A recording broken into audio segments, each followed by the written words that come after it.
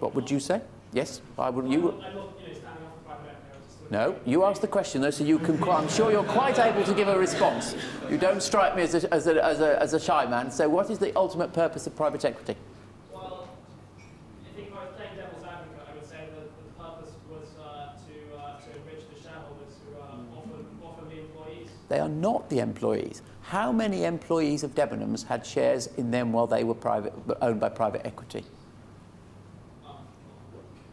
And how many of any organisation? I just do not. And you might say a small number do, but frankly, if you look at where the spoils of private equity go, they do not go to the employees affected.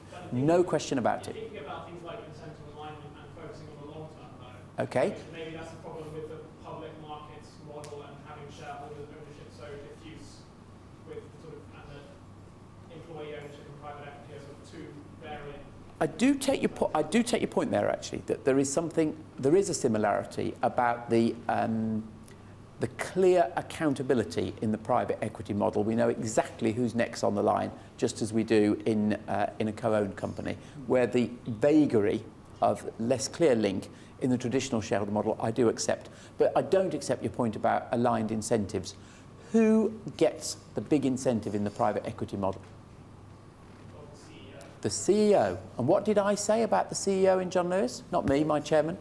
There is a limit of his income 75 times the average pay of a shop floor worker in John Lewis, Oxford Street. Now, 75 times might strike you as a lot, but if you compare it with any other organisation in the UK, it's tiny.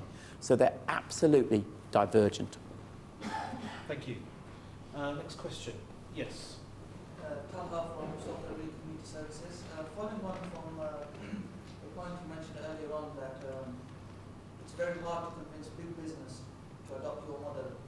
So one thing I was thinking about is perhaps if you could devise some kind of profit sharing mechanisms instead of ownership mechanisms, where it would be more attractive for big business to adopt this model in a way that's more socially responsible, but at the same time they're happy with, because they know that the ownership is still with them, but still the employees are benefiting. I think that's an extremely good point. And I talked earlier about the purity because I wanted to pull that out, but I'm not blind to what you say being a very good idea. Now, two examples that we could move on quickly. First of all, employee representation on boards of companies. That's the German model. It proves, I think you would have to argue, it has been more successful than our experimentation with non-executive directors, because definitely one of the guilty parties of our economic crisis in 2008 was the NEDs of most of the companies that failed were asleep on the job. And that I do not believe would happen if there were more employee representatives on the board. On our board, we have 5 employee representatives who are voted there, the same number as the appointed directors. So right at the heart of the organisation, the employee voice is heard. So that is something we could do practically with all the sort of reviews of corporate governance to get some of the theory here out into practice. And I also agree with the practical point you made about profit sharing. It would be quite possible for organisations to do some of that. It's clearly got to make a sensible move, but it isn't the pure model of co-ownership. Yes, at the back.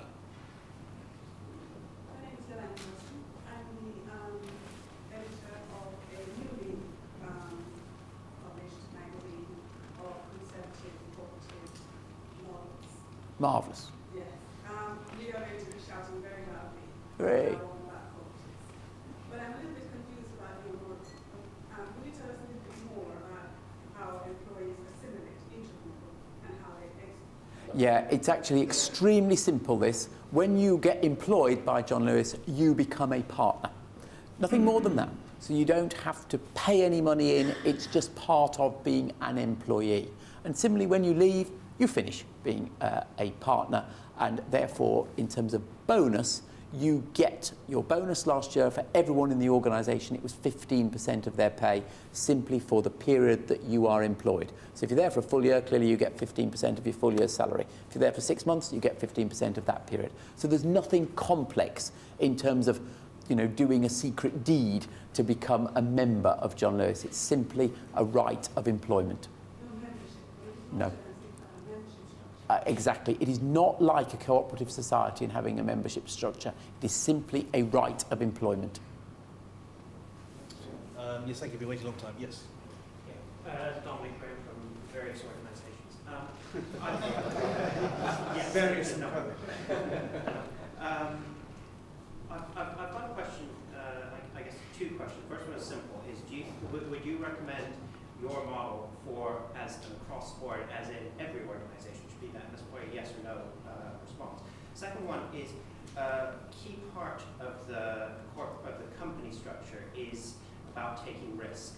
And Yes. so I'm wondering how that works. I'm thinking here of partnerships. Yeah. If you think of Yeah. accountancies and that kind of thing, where partners would be forced to pay something in, Yeah. and that is how does that work? Now, let's deal with the second question, because actually it is probably the most fascinating question of the evening so far. Because the traditional allegation against our model is it makes you slow, it makes you risk averse. How the hell do you get 70,000 people to agree to do anything dynamic? And when all the stories were being written 10 years ago about the irrelevance of the model, that was the essential charge. Now, the crucial thing about our model is it is not a perfect democracy. We don't have 70,000 people taking a vote as to whether we should open a shop in Leeds. The management decide that. So it is able to act swiftly, take commercial decisions around whether we do an alliance with Boots, which Waitrose have just done, because the management decide. But they are then held accountable for those decisions by the rest of the membership through quite a complex internal process.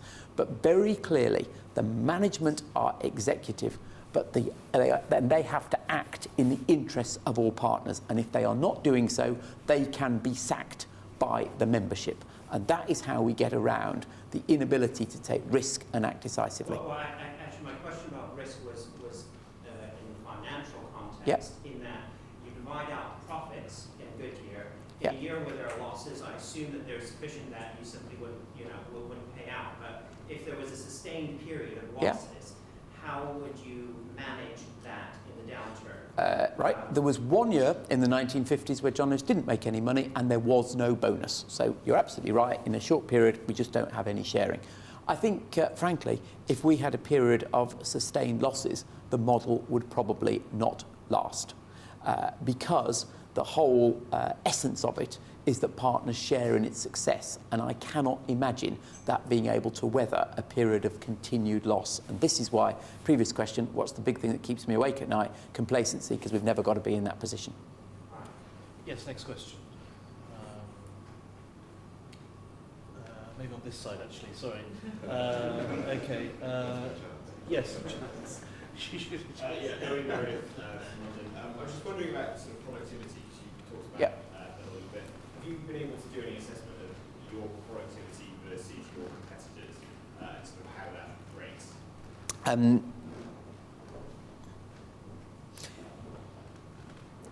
Yes. Now, I'm stumbling on it because there are all sorts of measures of productivity. Now, I would say to you that the truth is, we actually have a lower productivity on our shop floor than our competitors, but it's back to the point in the front here.